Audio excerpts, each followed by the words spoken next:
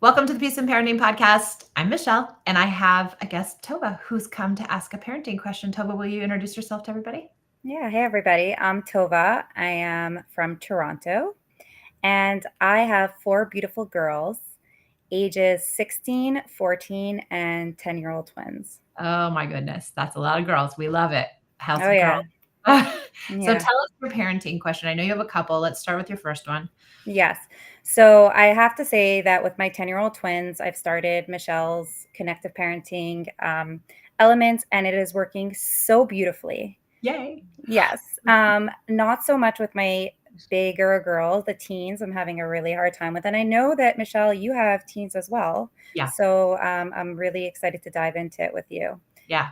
So, starting with my oldest, she's 16. And after years of using traditional parenting with, rewards, punishments, bribes, and threats to regain control and power, I realized that it's really breaking down our relationship. And now our relationship is already sort of broken down. And in trying to repair it, reversing it is super hard. Not only is it making it worse, but also she is really not taking to connection. She just doesn't want it right now. Yeah. Okay. So how long have you been not threatening and bribing and really trying to work with connection, like in a real kind of concrete way? Okay, so I would say a month, Okay. which I know is not so long, and I do see her softening a little bit. Okay, good. But That's yeah, let's recognize that, please. Let's just say, yeah, because if you've had 16 years of doing it a certain way, it's going to take months and months and months and months of you coming with connection before she's going to believe you. Before she's going to believe, is this just a fad? Does she really mean it? Does she really want to connect with me? Is she really being empathic? Is she patronizing me? I've never seen this behavior before. I don't know if I trust her. yeah, And yeah, rightfully so. yeah. So it's going to take you, I'd say, 6 or 8 months probably to really start to see a measured amount of results Wow. Okay, so we're in it for the long run. in it for the long run. But Tova, if you're seeing glimpses, that's super encouraging, It is, and I also see some things are worse, right? right? So, like things like if I ask her for connection, she'll be like, "Get out of here." Like, "No." Or like if I try empathy, which is one of your main legs, she'll be like, "Why are you talking to me like a 4-year-old? Like, why are you trying to like I don't need that from you." Right. And I understand she doesn't trust it yet, but every time I come to her with connection, it's always not just with rejection, but like biting and like Yeah. awful. And it makes me like, oh, she doesn't want it, you know? No, I think we have to really reevaluate what do we think working is, Mhm. because we want to think working is, yes, mom, I want to hang out with you. Please, can we spend time together? Will you take me to Starbucks? I can't wait to hang out with you. That's what we want, right? And if Yeah. we got that, we would be like, oh, that's working. But her having her feelings and being angry and being upset and showing you those feelings is not failure. So, okay, like let's take a scenario in the car Yep. and she does not like the way I drive. And I can't say I'm the best driver, but it makes it so much worse when she's always commenting. So she'll be like, "You're the worst driver. Oh my God, could you just one day drive without someone beeping with you? We're trying to kill us, right?" And like how do I respond to her like, with empathy, like, "Oh, I know you're whatever." She's like, what are you doing?" Right? Like, and Well, everybody gets kind of tense and just like, well, I think for now, probably you're not gonna be able to do anything right. Everything you're gonna yeah, do is wrong. Everything of that your relationship is wrong. Your connection is wrong. Your empathy is wrong. Your driving is wrong. She's mad. She's yeah, resentful. She's yeah. angry. She probably doesn't even care about your driving. She just wants to pick on you. What I would say, if we can change our mindset, if you can change your mindset around a few things. One is do not, if you can, it's so hard, but try not to take any of her words or her actions towards you personally. Oof. Mhm. It's a hard one. Mhm. but she doesn't mean it. She really doesn't. It's just a symptom of how she's feeling. And she's taking it out on you. Thank God she can, because that's a good testament to really like the deeper root of your relationship. She feels like she can take it out on you. She feels like she can show you her real feelings. She feels like she can be dysregulated with you. And that's a sense of safety. So, in a way, that's a win. So you just like allow it and take it and no comment. I would be use play. If you can get there, I would be like, oh my God, I know every time I get in this car, everyone's beeping at me. I'm the worst driver. Oh, I probably should take driving school, shouldn't I? Like, just lean into it. Why get sucked into her? Why be the wounded victim? Oh my God, you're talking about my driving. Like, I can't take it. And then you get all mad. Yeah. Why are you talking about my driving? I am a good driver. I've been driving for a long time. We get so defensive and we Yeah. get so angry, but it's like, don't get sucked into her childish behavior about degrading your driving. Fly at 30,000 feet. Oh, you think I'm a bad driver? Man, I've been really trying this week. I'm really trying hard. Every time I get in here, I think, boy, I better really drive good this time or she's going to yell at me again. Like, can you just lighten it up? Do you have to take it all so seriously? And do you have to take it also to heart? That's a good one. Because it does affect the entire family, right? She's the oldest, and that's the energy that comes out, and then everybody's sort of like, you know? But if you combat it with play, you're going Yeah. to diffuse all of that negative energy. Yeah. And you could do a poll in the car and you'd be like, guys, who thinks mom's a bad driver? And then everybody raises their hand. You'd be like, man, I've been really trying. Maybe next time you guys will vote that I'm a good driver. Like, what can you do to make light of it? Wow. That's a great perspective. Thank you. Yeah, I think if you can do a new mindset shift, and then if you can take that new mindset shift into the idea of just all her behaviors, she's hurting inside. She's Yeah. angry, resentful, and upset. And that it isn't you getting defensive or you taking it personally isn't going to make it better. Yeah. No, it won't. No, but you can get there. Just start thinking differently about her. She's Yeah. hurt. She's struggling. She wants Yeah. connection. She loves you. She wants a good relationship with you. She's a great kid. She's in a bad place.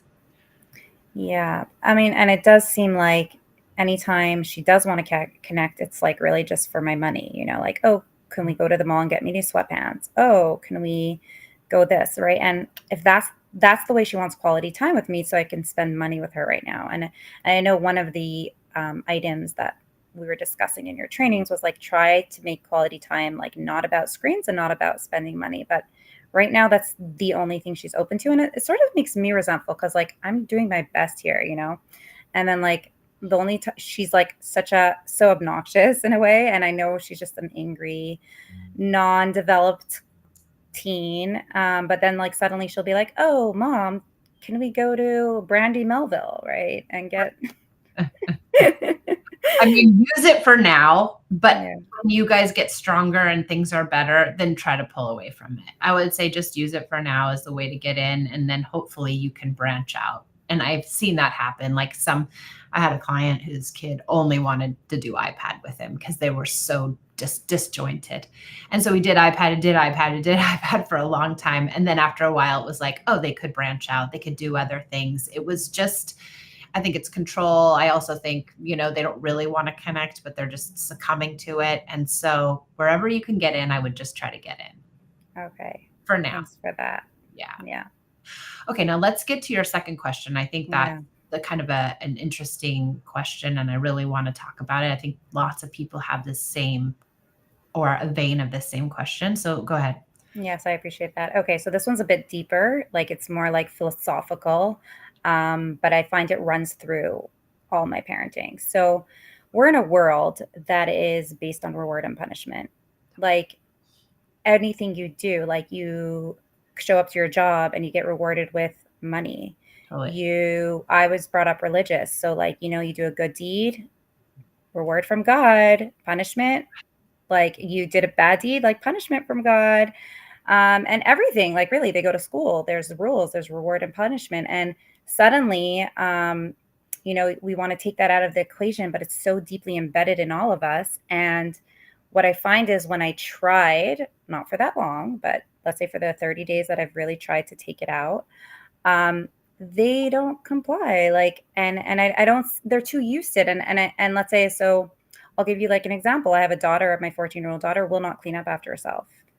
And like, it's just so frustrating for me. And she will not clean up and she will not clean up. And if I just keep sort of allowing it, even though I'm setting the boundary, like, hey, it's like, you got to clean up, or else I'm not going to be whatever, or not the, or else, like, you got to clean up, or, now it's time to clean up. Right. And she'll just be like, later. No. Yeah.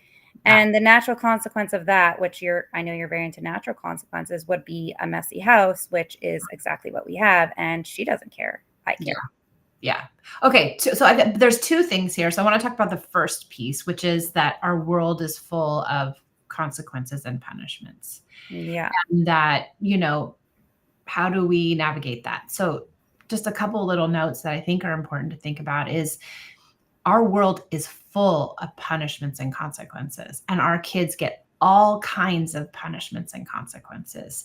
But what we don't really want is punishments and consequences to be inside the most sacred relationships that we have with our kids. We don't want to punish and reward our most important people, because punishments and rewards, really at the root of them, are manipulation and control. Right? You do this, I'll give you that. You don't do this, I won't give you this. And it's really making a child behave or do something or not do something because they're going to get the punishment or reward. And it doesn't allow the child to rely on their internal mechanisms, their internal morality to make good decisions around, having moral behavior.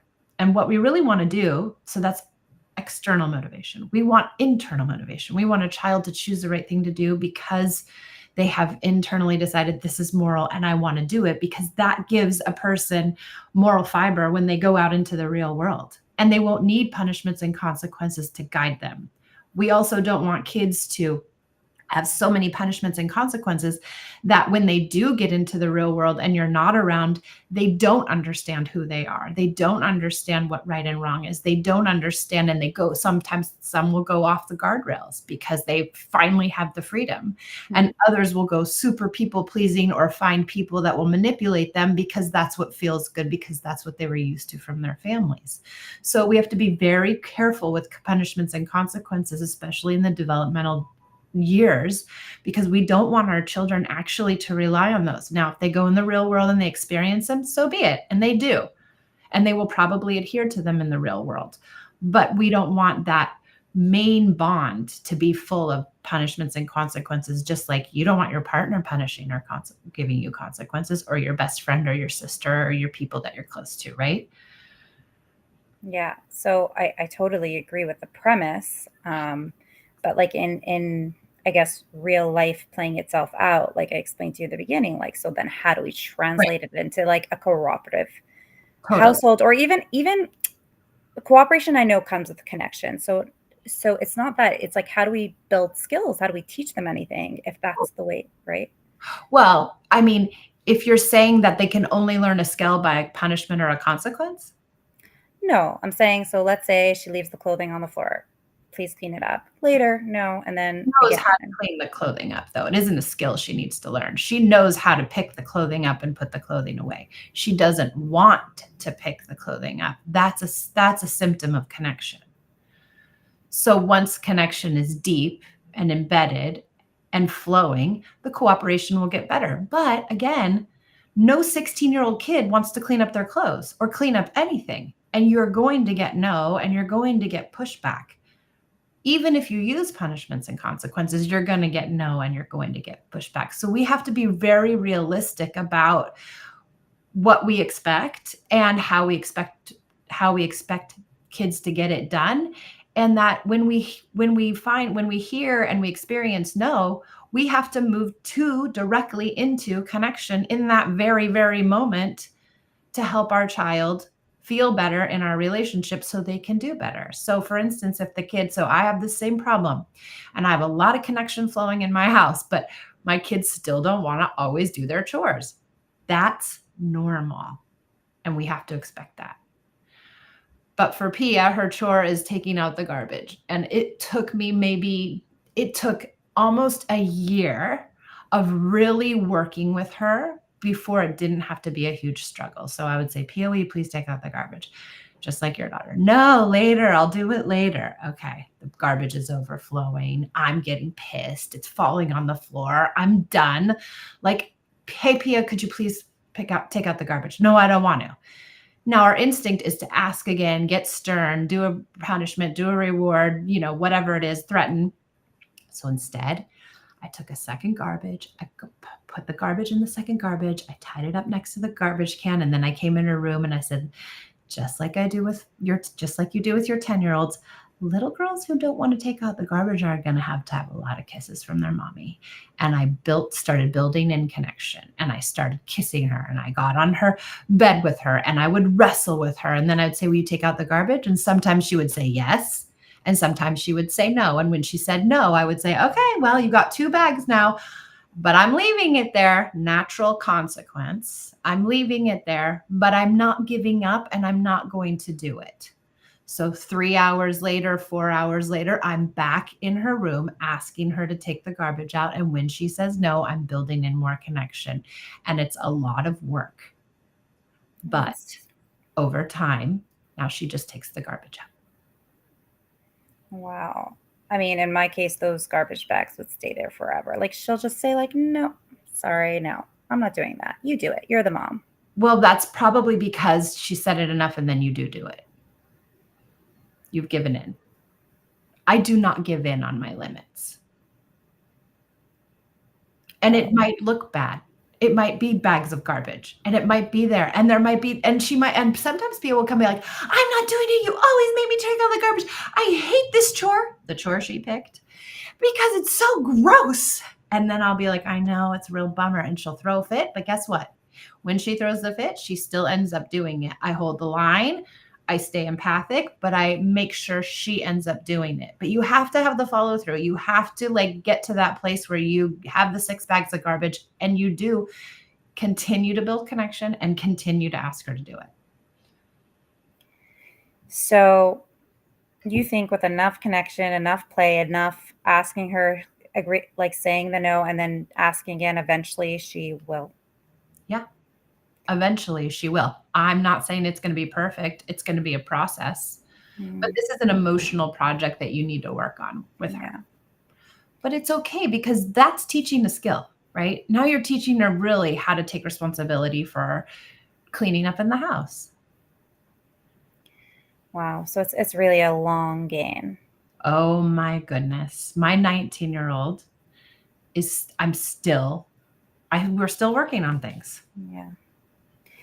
So then how do I don't know how to undo things, because in my desperation, before I started your 30-day challenge, I decided I would give this one an allowance, like if she does A, B, C, and D, which is basically, as you explained, a punishment in reverse, because if she doesn't do it, she doesn't get the money. And I've already instituted it with full-hearted, because I want cooperation, and it works for I don't know, maybe 3 days.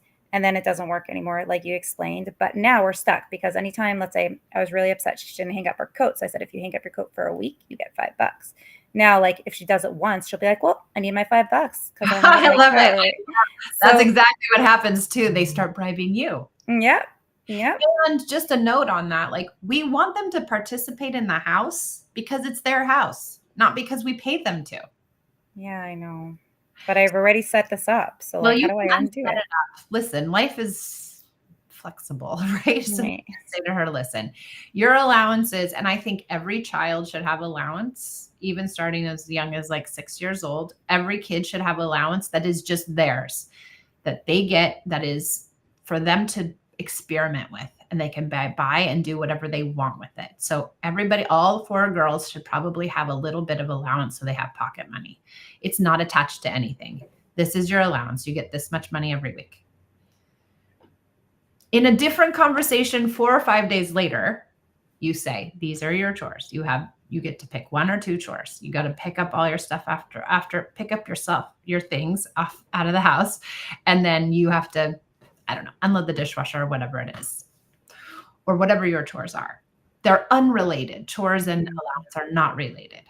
I hear you. Okay, that's how I could separate it. That's very smart. Thank you. Yeah, and it works. It does work. But again, Tova, it's the long game.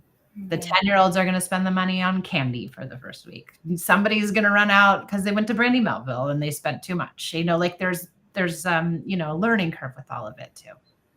Yeah. Wow, you're so insightful, honestly. Like this conversation is really, Oh, I'm so glad. yeah, like because, we want immediate results, and especially when we're desperate and we need to have a control, like in a hierarchy sort of in our house, because otherwise what's going to happen, right? And yeah. But it won't all fall apart, I promise you. And in the long run, what are we really looking for? We're looking for a relationship with these beautiful girls that you have. Yeah. And you're going to get it. And this isn't over at 18, believe me. It is not over at 25. It is not over at 40. You're going to have these girls in your life forever. And what do you want them to remember? Yeah. I'm so glad you're doing this work.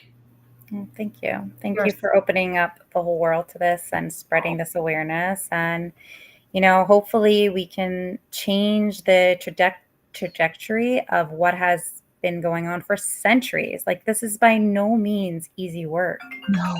It's really, really, really, really. Yeah. All right. Well, thank you for joining us, everybody, on the Peace and Parenting podcast. And thank you, Tova. And we'll see y'all next time. Thank you.